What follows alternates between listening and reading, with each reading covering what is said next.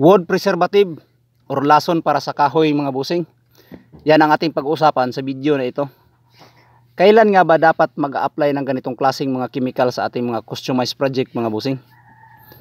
Ang mga chemical po na ito ay dapat po nating i-apply bago po tayo mag-finish, mag-varnish or magpintura. Sa pag-a-apply po nito mga busing, kailangan na po nating gamitan ng paintbrush.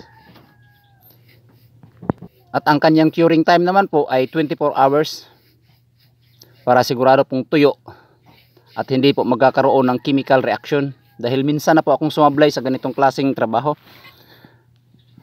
hindi pa po masyadong natuyo at sinapawan ko na po ng pinatungan ko na po ng sanding sealer, kaya po pagkalipas ng ilang buwan ay namumuti po, kaya back job ang resulta. Marami pong brand ang nabibili sa mga paint trade at sa mga hardware.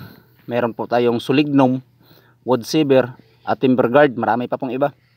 Pero kung kayo ay medyo po nagtitipid, pwede nyo po itong haluan ng kerosene o di po kaya ay paint thinner. Ang mixing ratio lang po na mas maganda ay 2:1. Maraming salamat.